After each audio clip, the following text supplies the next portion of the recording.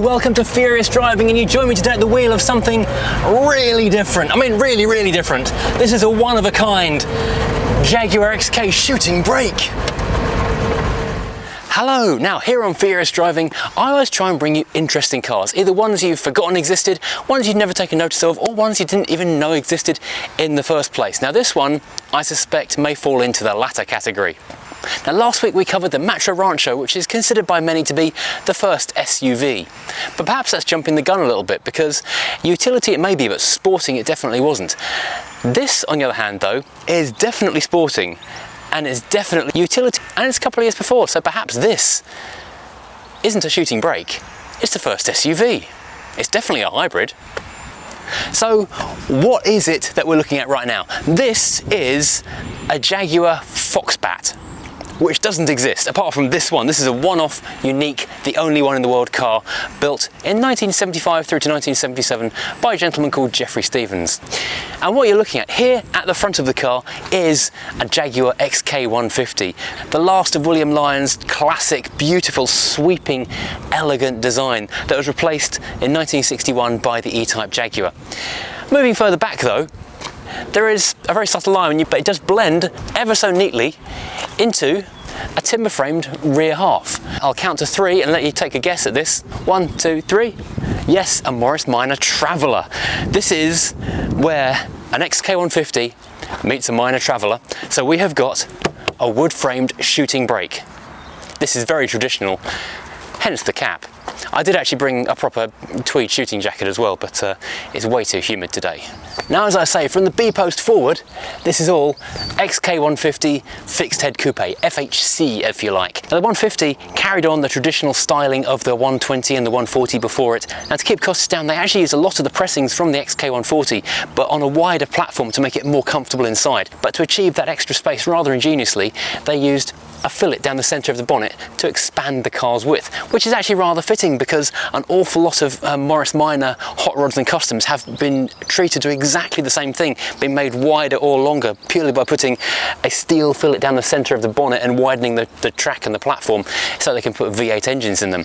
In this case, it hasn't got a V8 engine in there. Under the bonnet is still the venerable XK 6-cylinder, which we'll look at in a second. Other changes from the XK140 to the 150 are it's more slab-sided now, and the wing tops and the door tops are higher and smoother. Now, one advantage to having a fixed head coupe as the basis of the car, apart from having a metal roof to start working with to blend into the rear of the car, is the fact that the windscreen on the fixed head was moved about 10 centimetres forward across the bulkhead apparently, meaning it's easier to get in and out of the car because it's tighter access otherwise. And something all the XK150s got was finally a wraparound one-piece windscreen rather than two-piece screen as seen on previous generations.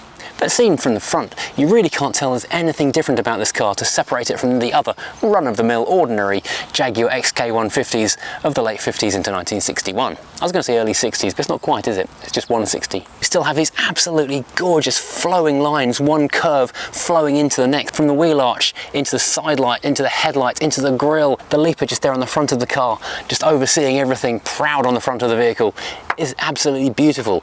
But then we come to the back of the car. Let's take a walk. Now, if you look really hard, you can just about make out where the two cars are joined together here at the B-post. Here is the curve of the original coupe fixed head roof, and this is where the curve changes ever so slightly. The angle changes down, and like on a Vauxhall Vivaro really, it's a little bit of a dome over the driver's head and then smooth into the back of the car. Now when you look at this part here, is it good luck? Is it fate? Is it extremely large amounts of work that mean this roof line here fits the roof of the Jaguar so perfectly, and the width of the two cars, the Morris Minor Traveller and the XK150, apparently are within, well, a centimetre or so of each other's width, because here we've got the wood B-post of the Minor Traveller rear end, which seems to fit within a centimetre or so either side of the width of the Jaguar. Here we've got a small wooden fillet which is just carved into the same profile as the top of the door.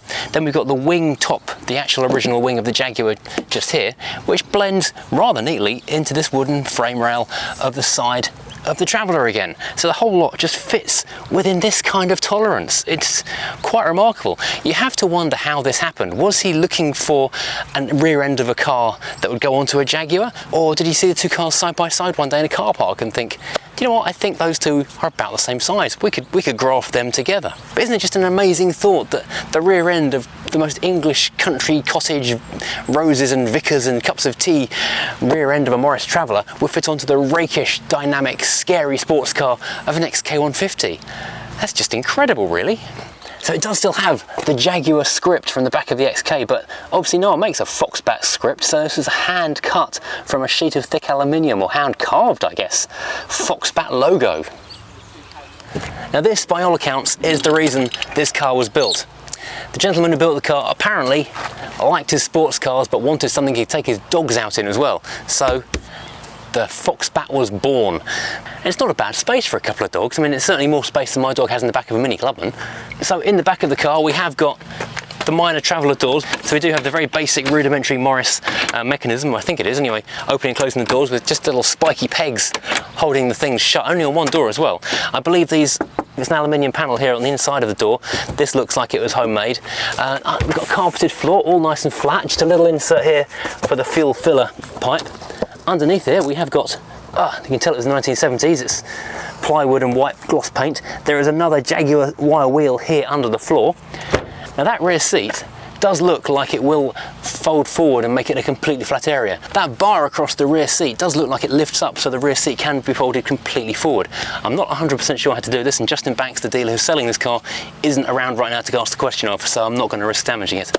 And these door check straps are remarkably good at actually holding the door open, even though we're on quite a steep slope just here. Now the XK150 got the good old 3.4 litre straight six. Initially it was rated at 190, 220 or 250 horsepower, depending on the version and whether it's a double or a triple carburettor. Later on in production that got a little bit larger, moved up to a 3.8, and this is a 1960 car, so that's what we see here. Again, there's twin or triple carburettor options on the car, and that meant you got either 220 or 265 horsepower, which was a tremendous amount of oomph. This was a fantastic engine. The noise, the power delivery, everything about this engine was just an absolute masterpiece of engine building. One of the all-time classic engines, really. You can see why, if you're building a very British shooting brake, you would want an engine like this powering it. Now you open the door and it's really interesting to see how, a bit like on a later Saab, these doors are basically outer sill that you can see. There's a huge gap you can step through to get into the car, and interestingly we've got a wooden sill cover, so the timber theme is very heavily continued. There's also a little bit more wood fillet in there. Now getting in the car is something of a challenge, as classic British cars can be.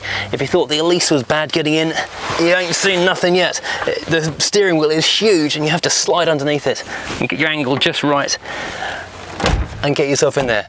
Now I'm in, it's not bad.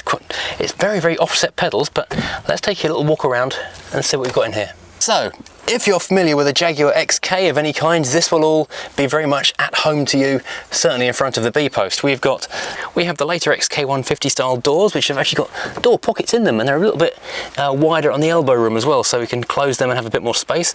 These sliding door releases to get out. Manual cranks, cast in, I don't know if it's chrome, Mazak, some kind of metal. And we do of course have a nice little door pull as well, all decorated with a chrome strip across the top to add a little bit of livening and interest. We do of course also have quarter lights, which are a nice thing to have in any car, give it a little bit of breeze through. Now moving on to the dashboard, the wraparound windscreen does give us a bit more of an open view of the road ahead, and it is a fantastic view down that long bonnet, and you can just about make out the back of the Leaper. Gives you an idea where the front of the car is. Also, for that reason, on the top of the side lights, I don't know if you can make this out or not, there's a little red telltale, so you can see where the car corner is when you're parking and manoeuvring. Quite a handy thing to have. Now, here we've got the leather dash top and leather dashboard, which was standard on fixed and drop heads, I believe. Aluminium was an option on the Roadsters until it all became standardised on the same thing. Tiny little slider here for the heater hot-cold control, and interestingly all the dials are over here in the centre of the car. These are basically standard Jaguar dials as you'll find in XKs, Mark IIs, E-types, everything else really. The rev counter going up to 6,000 RPM with a little clock here in the middle, all made by Smiths, of course. Very traditional, very British style of font, very proper and upright and formal. White on black, very clear and legible. The speedometer going up to 140 miles an hour. I believe the top end on one of these is 136. That's a triple carb version. Then there are just 3 other subdials. First off, we have the oil and water in this small subdial here, just keeping an eye on things. You can just about see that one past the steering wheel spokes. The battery amps here in the centre, and your fuel gauge over on the far left, and you'll notice there's a little red crystal at the bottom for your low fuel warning. They did love these little faceted plastic crystals in car dashboards back in the 60s and 70s, didn't they? Then we have a few other random controls, wipers there, heater, lights, ignition, and obviously the starter button.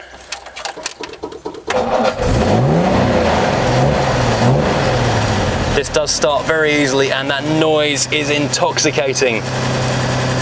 I've no problem with electric cars, but I will miss noises like that. Now this would have just been a useful cubby hole when the car was new. Hazard warning lights hidden inside this opening here. I'm not sure what this button here does though. Maybe the horn perhaps. Yes, it's the horn. This car actually lived in France from I think some point in the 90s until 2008. So this little kilometre to mile an hour conversion chart for the driver here. And finally we have overdrive. So in, out. So flicking on and off for overdrive when you want to. And not the doorbell, so if anyone wants to come and say hello, I don't know what that does. Finally, in the dashboard area, we have this Binatone Thunderbird medium and long wave radio hanging here under the dashboard. Now, down on the centre console, a very wide transmission tunnel for the gearbox. We've got 2 things. We've got the fly-off handbrake. So to release it, you pull it up, it pops off and it goes down. And then to reapply it, you pull it up and push the button, and eventually it'll go on again. There you go, that's the fly-off handbrake. Then the Moss gearbox. I'm not sure if this has got synchro mesh, the early ones didn't. You'll notice just how far down towards the transmission tunnel floor the first and third go, and reverse in particular, is again virtually flat against carpet. That's the 4-speed with overdrive. Now down here your pedals are massively offset. The clutch is basically in front of my right knee. The brake is, well, also in front of my right knee as well. The pedals are very small, and the accelerator is absolutely tiny and hidden over there somewhere up against the side of the car. It's not the most practical. People complain about Italian cars, but really a lot of things were kind of weird before the days of ergonomics. The passenger has slightly more space for their feet, and if you can see that little bit of light glowing down past where the passenger footwell sits, that is an open up air vent in the front wing to blast cool air in to cool you down. And these seats are rather lovely. They're quite low backed, but they're very soft, and you sink quite nicely into them. They are obviously real leather. They're not lockable, so you can flip them forward and then lean into the back. Now this I don't think is the original Jag XK back seat, although it might be. I honestly don't know, because the fixed A coupes did come with a small rudimentary 2+2 rear seat, so this may well be the actual bench fabric material that has been repurposed into making it in there. I'm not going to try and get in there because the foot space, let me put this back again.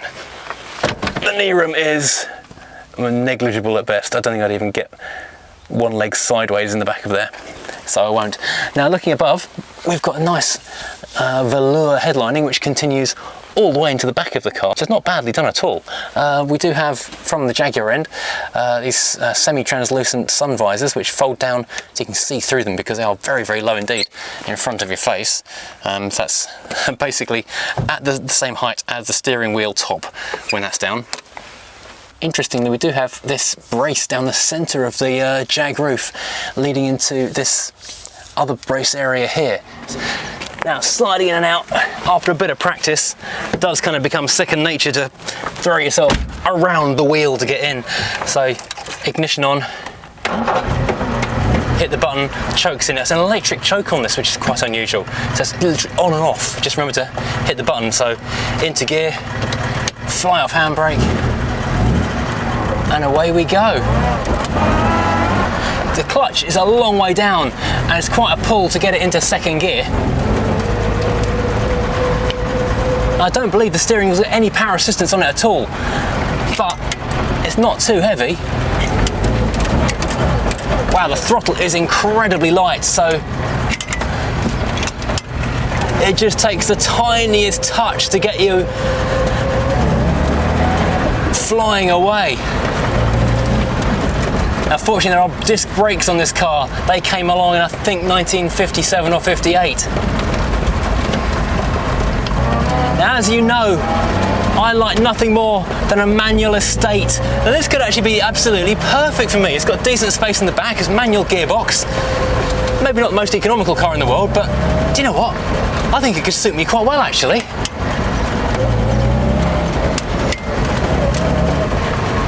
This car is currently for sale at Justin Banks Classic Cars. There's a link in the description below. If you're interested in this and other amazing classics that he's got, then please do hit the link in the description underneath. And there were erroneous reports back in the, about 10-15 years ago in a magazine that there were 2 or 3 of these around, but this is a one-off. Maybe someone else built a similar thing, but the Foxbat is absolutely unique. There is only one of these things ever built.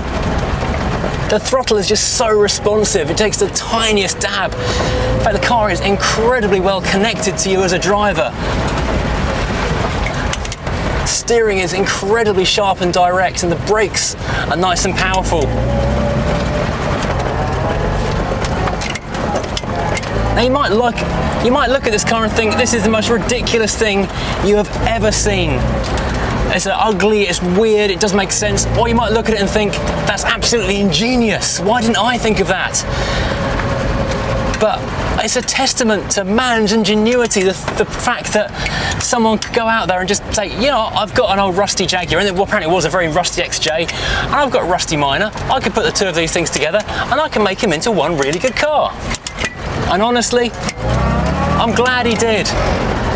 It's a fantastic machine, and it's a great idea. And you might be thinking also, it's a sacrilege to take an XK150, a really valuable machine like this, and hack it apart. But think about it. When this was done in 1975, this is like taking a 2005 Jaguar XK, not worth much at all. No one's going to cry over the loss of that. It's only now, 40 years on, that this is suddenly worth an awful lot of money, and people might think it's a weird thing to do. But then hot rodders cut up 1930s cars still, so. Well, thanks for joining me today. I hope you've enjoyed this run out in this really very, very different car. It's been an absolute pleasure driving something as mad as this. Getting into an XK is always a privilege, but this one is just so different. I would love to have this on my drive. If you've enjoyed this little look around this car, then please do hit like and subscribe as always, and join me again next time for something completely different.